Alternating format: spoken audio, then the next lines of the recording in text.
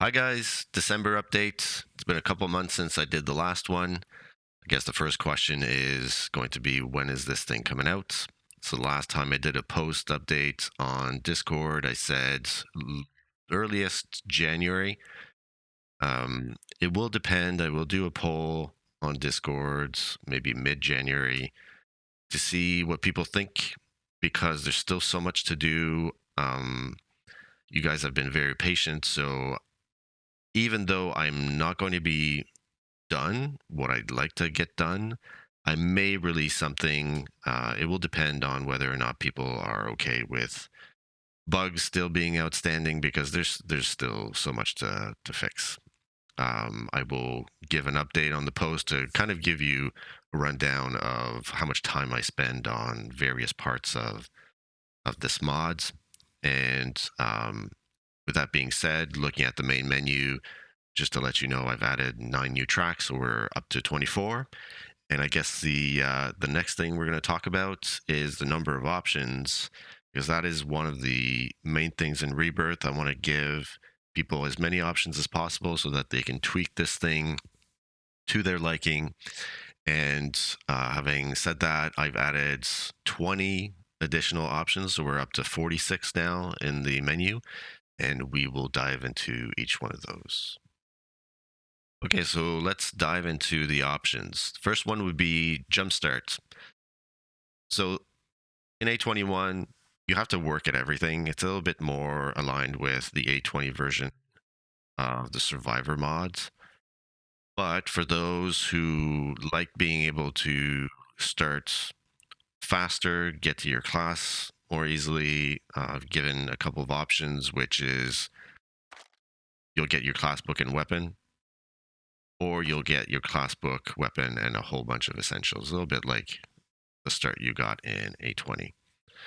Next one is how many jobs you need to complete to get to the next tier of jobs. So if you want a shorter playthrough, you can change those options. By default, it's 10, but you can definitely go lower than that.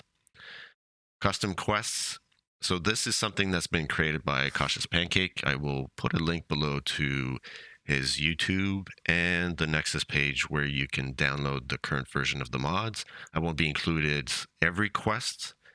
I'm picking the ones that make sense, and I think it's a great addition to anyone's playthroughs. You should definitely check that out. Feeling Lucky.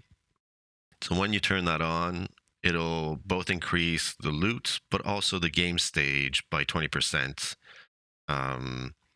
when you're at night, and it will also make the zombies respawn a little bit faster when it's nighttime. So you do get a bonus, but it's like a risk reward type of thing. Moving along to restrictive healing. So what restrictive healing does is right now you can kind of overheal how much you want. You can apply bandages over bandages. This will not enable you to do this. You will wait until you have about 10 healing left in the queue before you can apply anything more. So it's just a way to add a little bit more of a challenge. Restrict hires. Obviously, you're used to being restricted to 4 based on your charismatic nature level, and this will turn this off. Insta-loot is equivalent to the mods, the optional modlet that would remove the loot timer so you can loot instantly. Zombie particles. So I've tried as much as possible to focus on performance for A21, and particle effects, no matter the mod, will definitely affect the frame rates. So with this option, you can decide to turn off those particles. You'll still be able to see the names, and I'll show you this in a few seconds. So I've got 50 Tom Clarks spawned in. I've paused the AI, so their particles won't show yet. My player level is around 90 something. So my ascension would give them random immunities or other abilities which would spawn in the particles, I'm sitting at, I want to say, between 75 and 80 FPS. So once I unpause the AI, we will see the FPS difference of having particles applied to these guys, to 50 of them. So there's a whole bunch of them with particles. It's a fairly good amount. So if I look at them right now, my FPS is between, I want to say 65 and sometimes, yeah, I want to say 65. So take that as a baseline compared to the next example, which will be turning the particles off and seeing, well, see it jumped up a little bit, but I'm sure that it's more like 65, 70. So we'll see how much more FPS we get when the particles are off. And this is with the zombie particles being turned off. So they're spawned in, but until I activate the AI, I won't be able to see their names. So if I unpause this for a second, let's see, this one's Toxic Shock, Toxic Fire, so you can still see them. So I've got Power, was it? I can't remember what I saw. Power something else. Anyway, Power Shock. So you get to see what they are immune to by looking at their names. And if I'm looking at all of them right now, so there's 50 of them, I'm around 75 FPS. Okay, so back to the options. Some people have had some issues with screen shakes that are created by the seekers, so I have an option in here to turn that off. Rebirth weather, something I'm still playing with. Unfortunately, weather is different when you're playing single player, and multiplayer, the code is actually different when you're playing on the server or if someone's hosting. So that's something that I'm still trying to work through. I know TFP is going to be working on weather in the next few releases. I think they're not completely happy with how it's been working. So again, this might work in single player. We'll have to see what happens in multiplayer. Fog density, being able to control how much fog you get without having to work with external mods. Pitch black. So this will change how much you can see at night, and it is really, really dark. But at the same time, because it's really dark, when it's Horde Night, I make sure that the visibility of the zombies is quite high, so there won't be any fog, and the redness will be kept to the blood moon and not the entire ground, which can be a little distracting. Screamer Nights. Screamer Nights, I'll probably switch over to some examples, but in this case, once you reach player level 20, there will be some nights, it's random, where you will be visited by screamers all night. It won't be a set respawn rate. That's random as well. And I've tried as much as possible to limit the number of screamers to 10. And I've changed the way screamers work in this area and with the screamer signal, and I'll show you an example. So it's been just a few minutes, and you already have a screamer. So the way Screamer Nights works is that every so often there's going to be a random check, and based on the result of this check, there's another screamer there.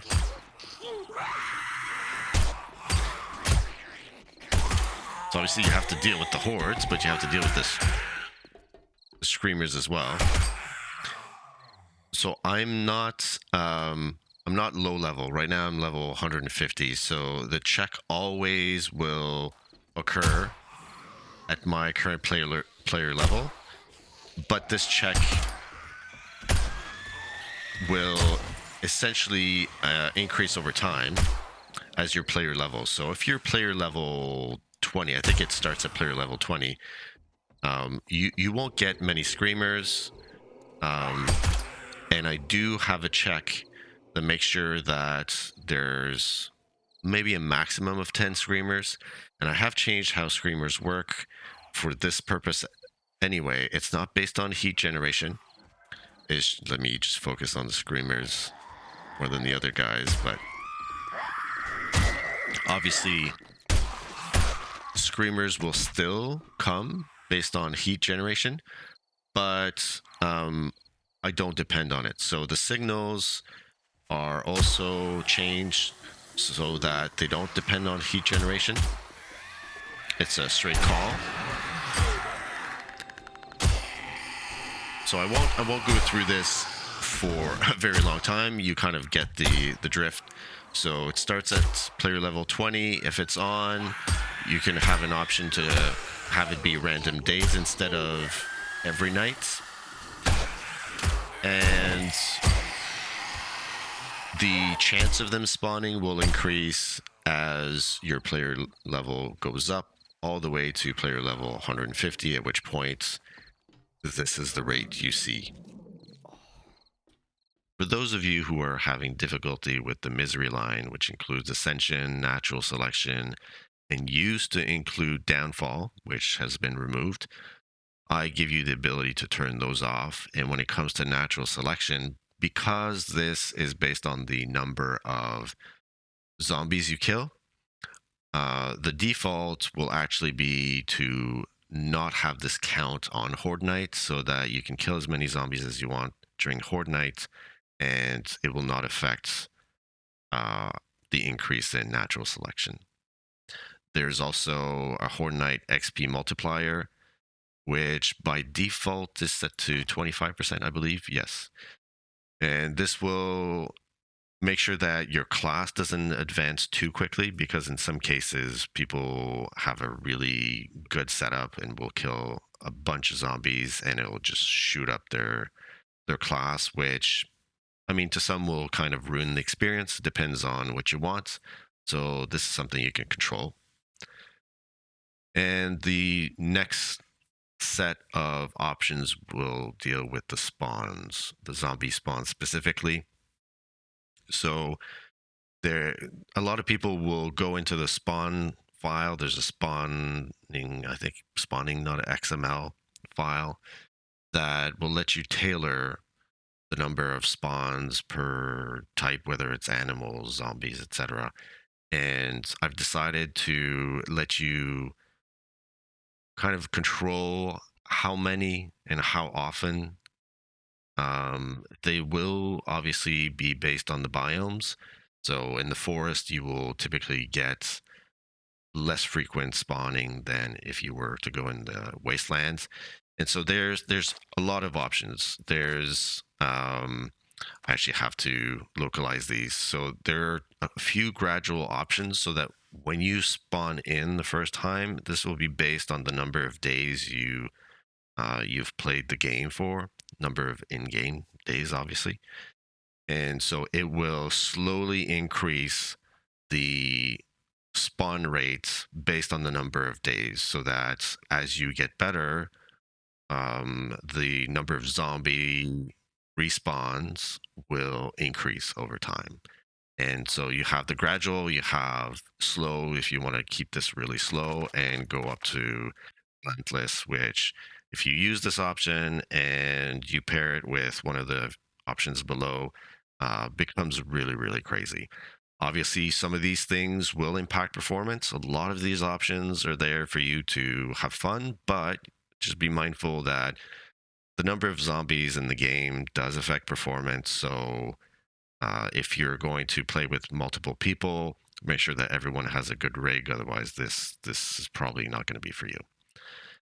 X-ray detection. So in A20, I don't know if you noticed, but there were cops that could spit at you without necessarily seeing you. So that's because I gave them what I call X-ray detection. So I let you turn that off if that's something that really bugs you. You want to keep the line of sight functionality. So a lot of these options are essentially to challenge you beyond what you're used to. A lot of what I do in Rebirth is meant to be for the more seasoned players, the more advanced players. Obviously, most people turn that off, but if you do want extra challenges, then this is a good one. I have changed Rebirth's feral sense. So before it was on and off.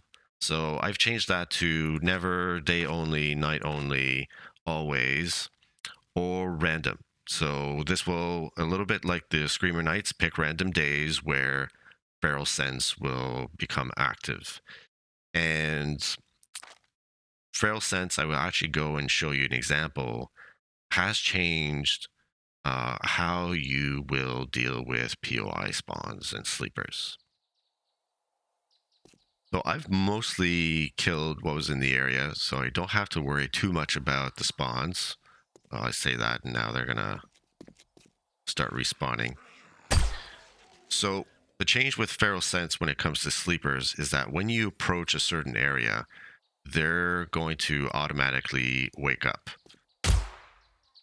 So if we take this POI as an example, you'll hear it already, right? They're all waking up, they're all coming for you.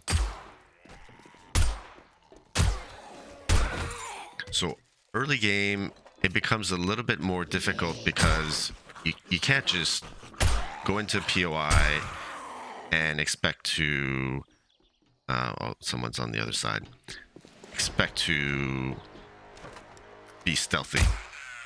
That just won't work. So there's a benefit in the sense that you know where the sleepers are, they're all coming for you, but it changes your strategy and how you're going to deal with POIs, especially as you go up in difficulty. There's going to be more and more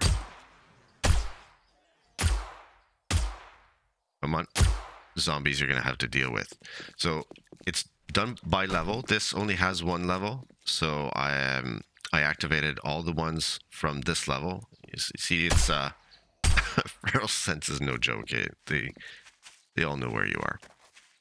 So if I was to go to, it's the larger POI here, just to show you the difference when it comes to the levels.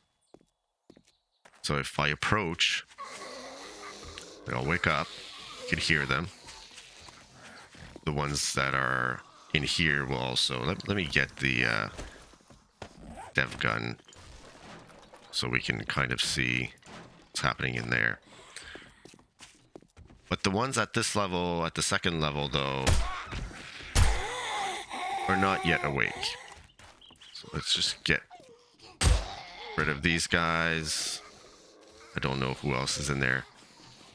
So again, it changes your strategy.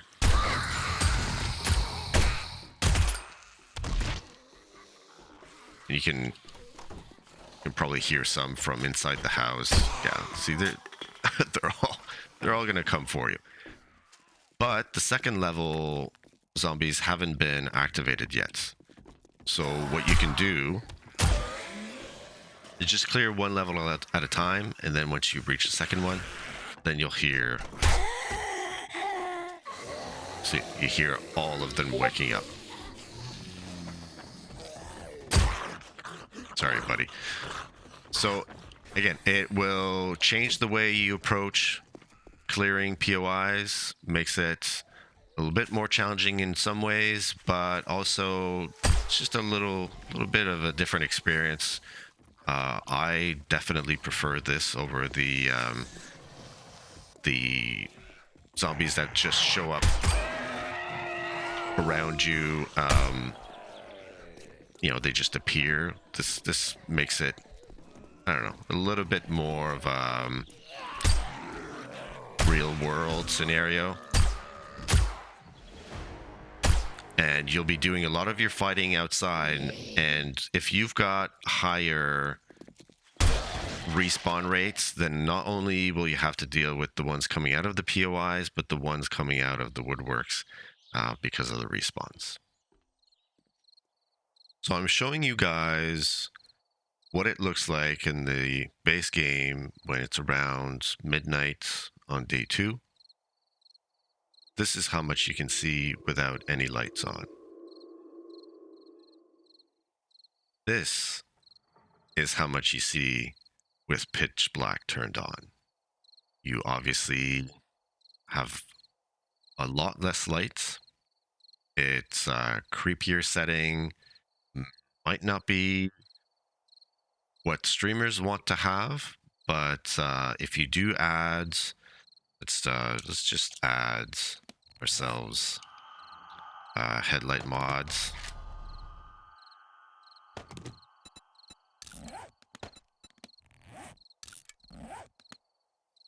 You can still see fairly well, but you won't be able to see all the surroundings, which gives it a bit more of a horror feel. Something I personally enjoy, but it won't be for everyone. I've changed how the starting sequence works. As per usual, you have to kill a couple zombies, but now I've made it a little bit more specific that you have to talk to a vanilla trader. You can't just talk to any trader. And once you talk to them, as per usual, you pick your pack, and then they will direct you to your next step, which will be talk to Briston. And each vanilla trader now has a little bit of a background story, so you can either click this button to get the background on Rect, or if you want to view it later, you get this option here. So each vanilla trader gets this. And so the next step would be to go and talk to Briston. Let's go and do that. So we've got our starter pack. And Briston tells you your trainer is Elias, and you should go and talk to him. You were given a generic DNA boost. I typically put it into Constitution, whatever I haven't picked up from my... Usually my pack wouldn't be Constitution. I think I go with Charisma first so that I can have it higher early, and then I put the generic one into Constitution so that I can get to the crafting of my padded gear earlier. So I need to talk to Elias, and then he kind of takes you through the concepts of combat training and how you get to unlock your class book. And you're presented with the path you want to take. So I like starting with Hunter because it will give me that speed boost whenever I'm walking or running as I level. And so depending on which one you pick, you'll be given a little bit of a summary. So let's say we pick Hunter. Then it'll say, well, you need to use your melee weapon to get one of your book fragments, and then craft the pipe rifle to get your second one. At the bottom here, which is here, you see the progress towards unlocking these. And once you unlock these, you can craft your class book and start your way towards that path. And it'll give you very specific instructions. In our case, we picked the Hunter, so you can you have to get the stone spear and the pipe rifle, but this doesn't lock you in. If you decide you wanted to switch to Thug, well, just craft yourself what the Thug would need, which would be a pipe shotgun and a club, wooden club. So you're not locked in. This is just giving you a little bit of a direction. And this is now how you start, and the trainer has given you just some basic tools to work with. If you were to pick the jumpstart options, then you would be given your class book and your class weapon, your melee one anyway. And if you pick the essentials, then you would be given like a pickaxe, I think it's an iron shovel, a fire axe at a minimum. So there has been a change in terms of being able to use different classes. So in A20, you had to reach level 10 of a class to be able to select a second class. In the last update video, you could switch between classes at any time and retain the stats for those classes, but only the active class would let you keep the bonuses to the progression for that class. So if you were to look at Hunter, for example, which is the one that I'm going for in terms of my path, everything's disabled. Whenever you see a red number, everything's disabled for that class. So as soon as I read the class book for the Hunter, then all of a sudden it opens up this class. What I have changed, because there have been some people that have asked that you be able to multi-class, is I have completely removed the restriction on the ability to multi-class. You can pick as many classes as you want, retain the values for, let's say, the expertises and the bonus they give, even if that's not your active class, so long as, and here are the restrictions, when it comes to the basic classes, all the way up to the Witch Doctor, you have to reach class level 6. Witch Doctor, you have to reach class level 8, and for the Berserker, you have to reach class level 10. So the Berserker has 15 levels, which is why it's 10, and only when you reach Berserker level 10 can you actually start using the class ranged weapons for the classes you've unlocked. For example, Hunter level 6. Only then can you start using the sniper. Well, it's actually the long range rifles. So to give an illustration of this, let's go to let's pick the XP books. So we've got the Thug, we've got the Hunter, we have the Butcher. I'm just using those as examples because later on I will actually show you changes to the auras. And then we've got the Techno Geek. So let's start with the Hunter class. So let's get to Hunter level 6.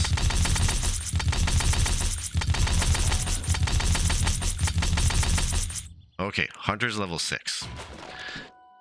So if I was to go and read the Thug book, all of a sudden my active class is Thug, but as you can see, I'm no longer restricted when it comes to the Hunter. If I was to do the exact same with the Thug, but leave it to level 5,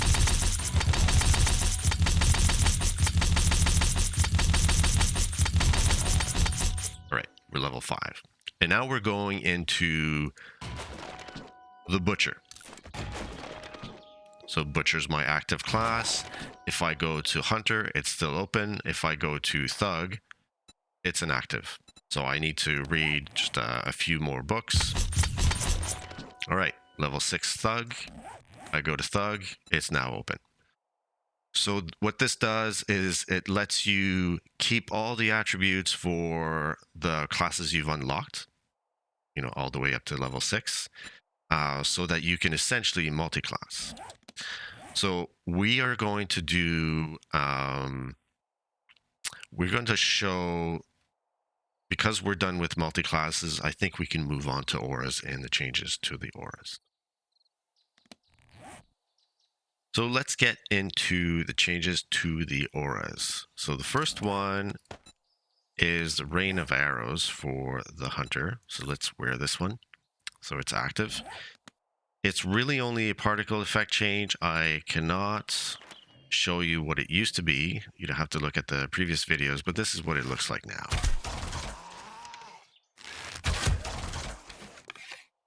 So to me, that looks much better. We can move on to the next. There's nothing much more to say about that one. Then the Thug. So the Thug used to be, let's wear this one, used to be extra fire rate and reload speed, which was okay. I thought going back to the origins, which originally it was a stun aura, would be much better. The sound that came with it also was a little annoying to me, so I had to get rid of it. So this has now turned into an AoE stun. It does not do any extra damage. So what you will find is that the AoE will increase as you level your aura. But if you were to compare it to, let's say, someone could say, well, you know, the shock aura, which I will show later, used to be a single target, now it's AoE. The difference is the shock, yes, will deal AoE damage, but the actual area of effect is much smaller. So for the Thug, see, I'm level 6, it increases with time. I could put all of these guys to sleep, essentially. And it will last much longer than the shock aura. And compared to, I'll wait till it goes away. Compared to, and actually, let's kill these guys. I want to just spawn in one soldier so I can manage all the other ones. When you stun in the game, you will notice that they can still hit you. So the difference here is, I'll put the AI off. They won't. Sure, they'll look at you, etc., but they won't be able to hit you at all. So let's put this back to off. So it is a great aura.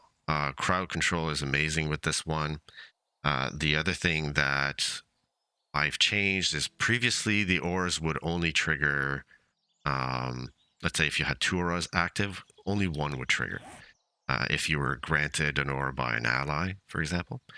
So what I've changed now is that it doesn't matter how many auras you have, they will all, let's spawn in 25.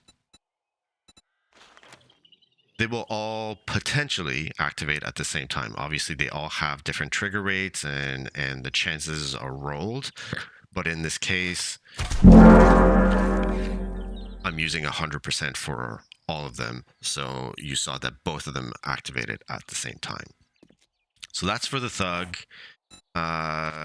Let's get these guys out. So now the Butcher.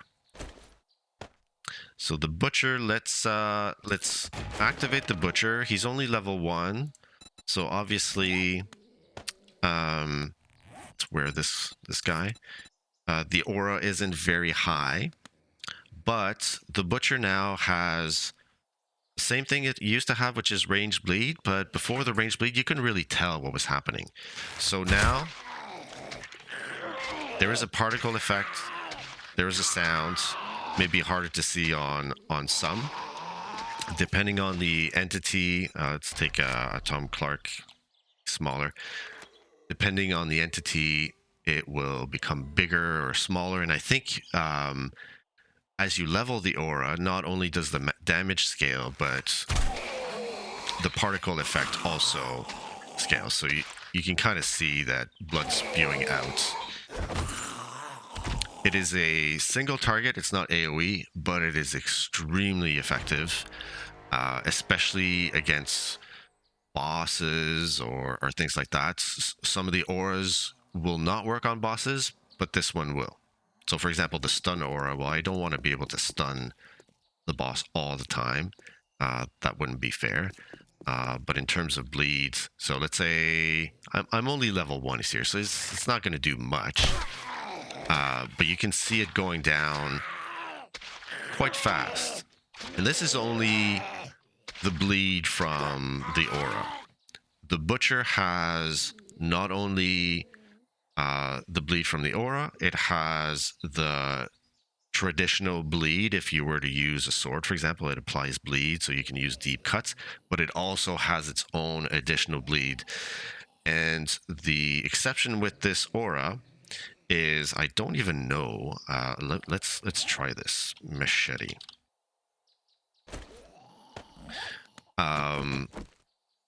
So the ranged aura, the ranged bleed, can be triggered by using your melee weapon.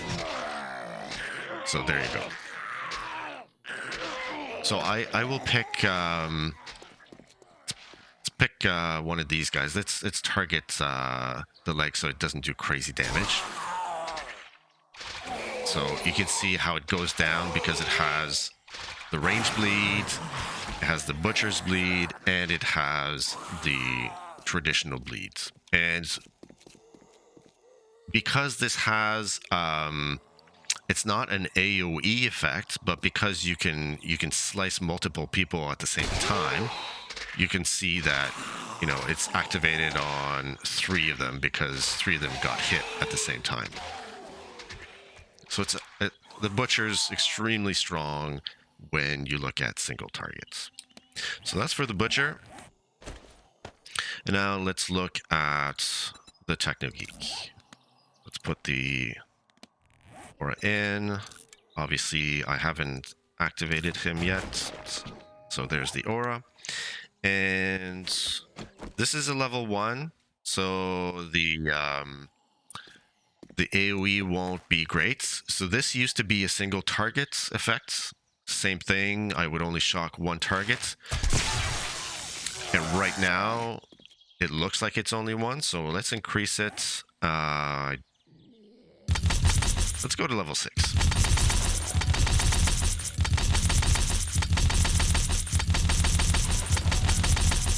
This way we'll be able to show all the auras active at the same time. So this should, and cross my fingers, that it should increase the AoE. There you go. So it doesn't have the AoE of the thug, but it is still quite effective. So now, if we were to put all these guys together, and let's get the butcher active because he's the one at level 1. All the other ones should remain active. So he's active. Sorry, not the builder. He's active, and the butcher is... No, it was the Techno Geek. Techno Geek is active. So now what you should see is the Thug Stun, the Hunter's Arrow, a Rain of Arrows, the Techno Geek's AoE Shock, and the Butcher's Bleed, which, you know what, the Bleed you probably won't be able to see amongst everything else. There you go. So everything's active at the same time. And this guy died to bleed as well. So this obviously applies to all the auras that you have active, but if you are playing with other people and they're multi-classing, each player picking different classes means that you will benefit from their auras, you'll benefit from your auras, and all of those can come into play at the same time. So this next one is a really fun one. It was a lot of work, but I'm really happy with the results.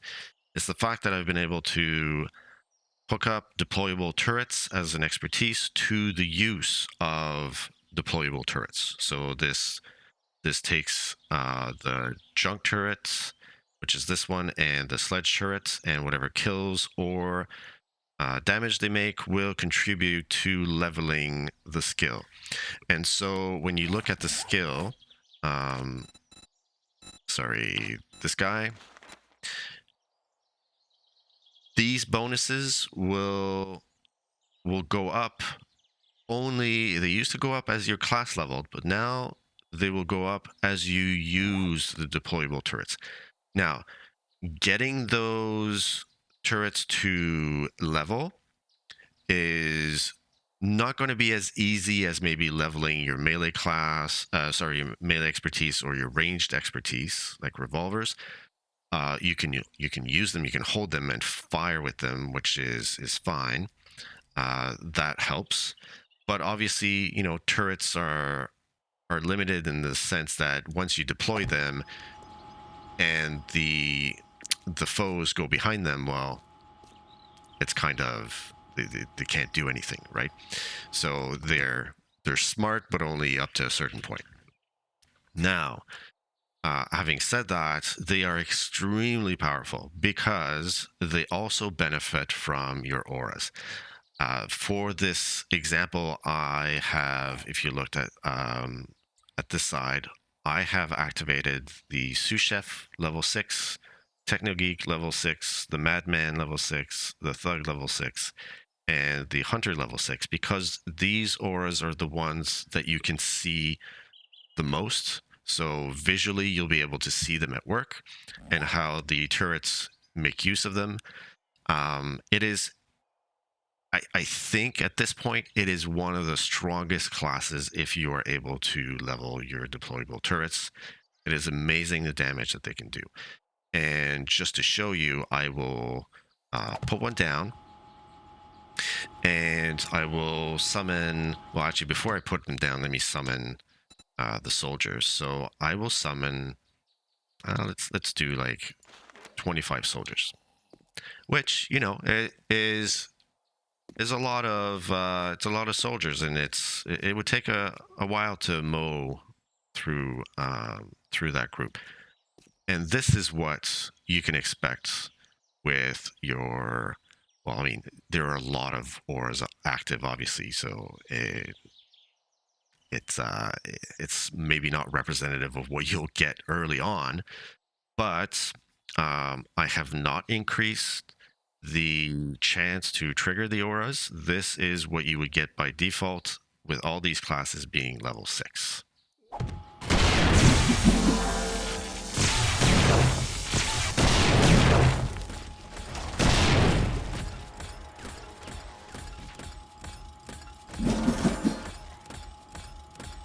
So, I mean, there's a couple left, but it's pretty much done. Now, as fun as this is, and as I said, you can use them fairly easily. Just they'll trigger the auras. They're fairly strong.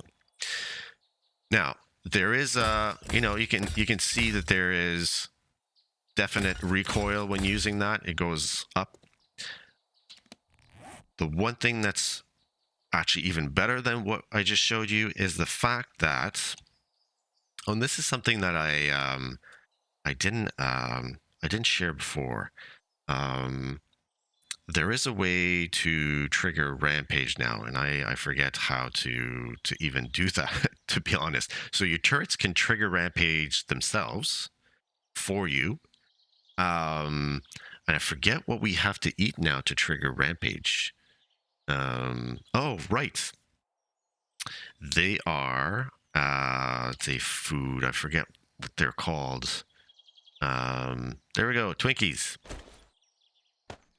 So you have a chance to loot Twinkies in backpacks, duffel bags, and it'll trigger rage for you. Oh yeah. So rage is triggered. Let's make sure this is reloaded. As already you could see that it's much faster. So your turrets benefit from your own rampage, and the recoil is none. You can see it stays there. So I will summon, instead of 25 soldiers, I'll actually summon a bit more. Let's do like 75 soldiers. Just see what one turret, and this is like it's a quality one turret as well, right? Let's eat another Twinkie. Get our rampage going. Oh yeah. And let's get this started. So it benefits from rampage, meaning it fires so much faster. Well, the problem with this is I have to repair. Is it repaired? No. Run out of ammo. So let's get it going again. So it's really fast.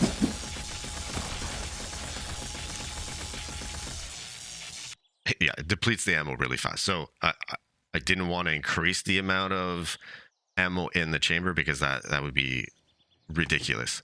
But it gives you a good idea of what you can do with the turrets. They are great fun. One of the things I've added to make your life a little bit easier in trying to level your class. So right now I've gathered my spear and I have my pipe rifle. Trying to get to unlock my book fragments. As mentioned earlier, you have to use both of these to get to a certain level.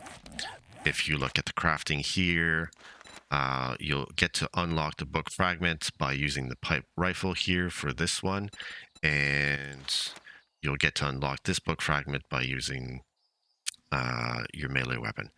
So now this will take a little bit of time, and you could get lucky. So two of the things that could happen is one, you kill enough to be able to unlock these, or you could find any one of these books. So these are called expertise boost books, for lack of a better term. And there is one for every single expertise. And a generic one, which you could use to craft any one of these here. If you find the spear one, let's say we're talking about hunter only right now. Spear one early, you read one.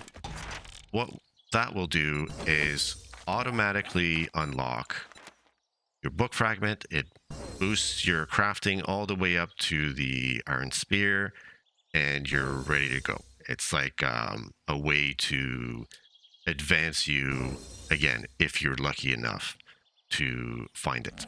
Same thing for the second fragment. If you were to find a long range rifles book or one of these that you craft into long range and you use it, then all of a sudden it will unlock this fragment and you are now ready to craft your hunting rifle.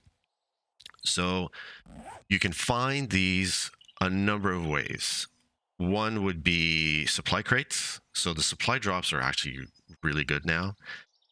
You can find some as a reward for doing quests.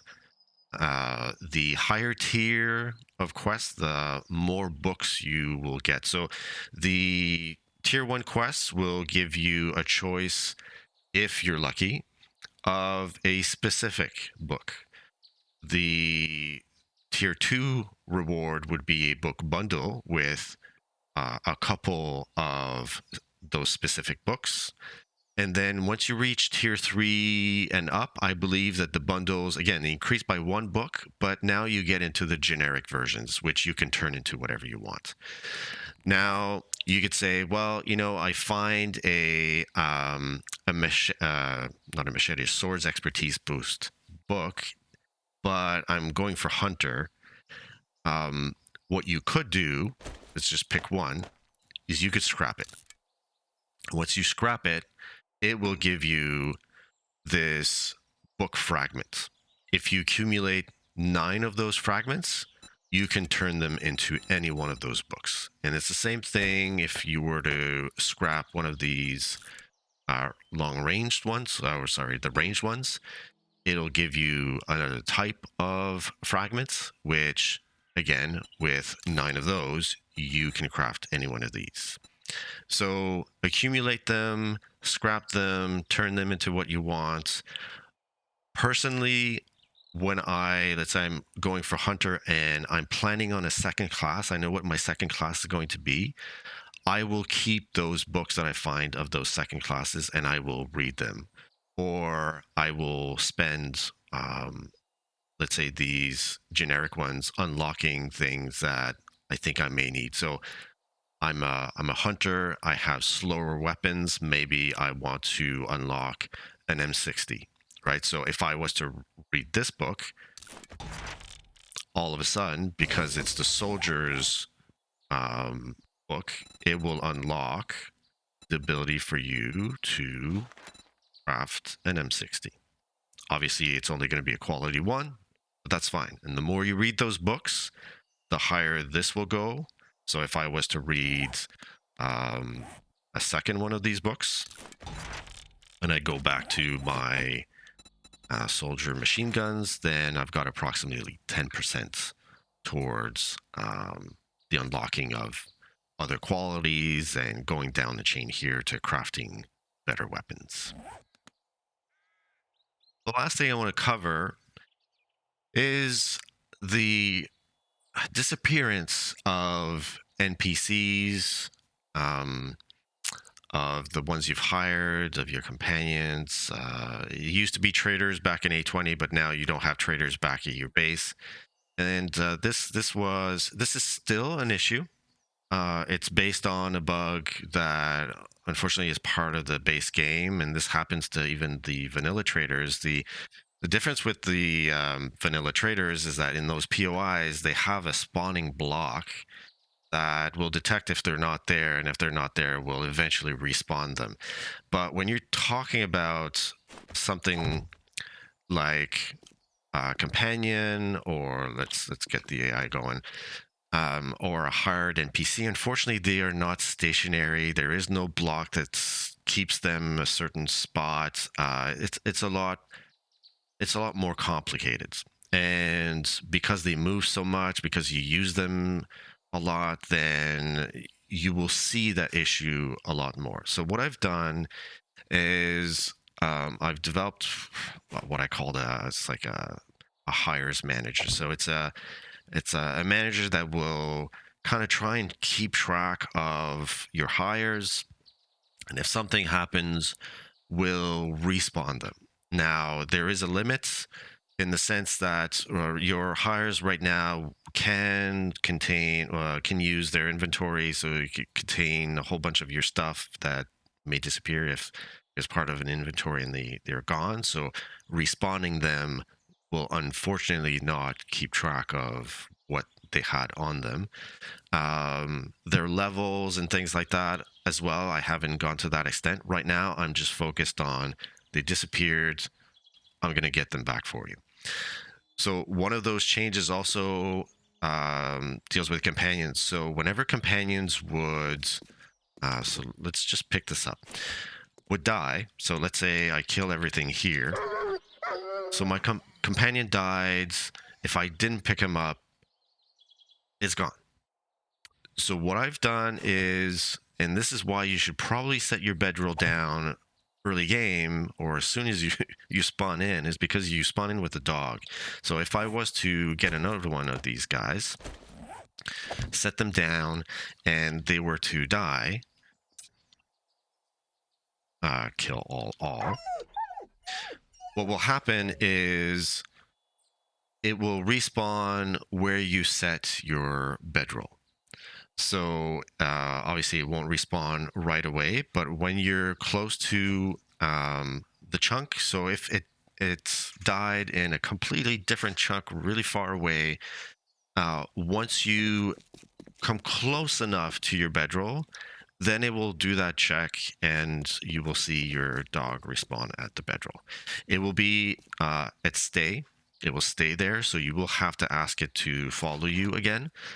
One of the reasons why I do that is because I'm sure some people will kind of cheat a little bit and take their bedrolls with them with the dog, and when there's a fight, set their bedroll down. The dog will respawn at the bedroll. I don't want the dog to be able to go and immediately fight again. It's like you have to actually go and ask it to follow you. So that's a change with the dogs, and it's the same thing essentially with the hired NPCs. If you did not set a respawn point, because part of their dialogue, if you don't remember, let's get one of these survivors here. I do need some charismatic nature glasses. Let's wear some of these, and let's spawn in one of these hunting rifle ones, given I'm a hunter. All right. Oh, the other thing I didn't mention is there is no more respawn cost for these guys. you can respawn them for free. So if you didn't set the respawn point here and they were to die, then they will essentially, just like the dog, spawn back at your bedroll. The other thing that I have done is I have made them chunk observers. So if you are to keep this guy at stay where he's standing, and let's say we go all the way up here, then you'll be able to see on the map where they are. It's the same thing with let's actually go somewhere else with the dog. So if you left them somewhere, let's put the dog here. Let's ask it to stay. If you left them, let's say over here, and you forgot to ask them to follow you again, then you'll be able to look on the map and see where they're at.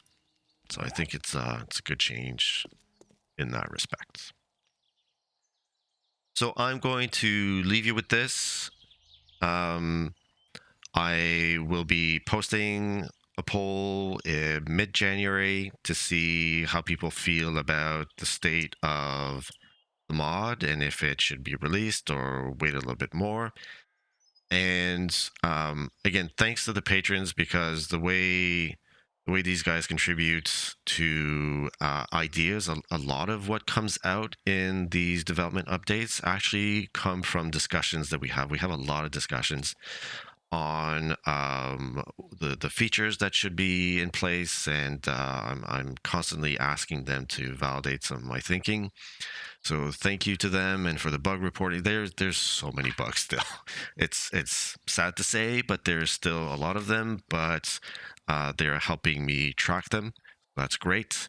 And in terms of this last little bit of info, because the custom traders are at these POIs and people aren't really sure sometimes where they're at, you will be able to track them at the POI. You'll be able to maybe say, you know what, I want to see where a certain trader is. I can't find them, so you'll be able to notice how far they are. And in this case, we want to talk to Ryan. So thank you. I'm sorry this was again another long one, but there was a lot of progress made, a lot of new stuff, a lot of work done, and hopefully I can advance things fairly well for the month of January. And otherwise, I guess I'll catch you in the next one.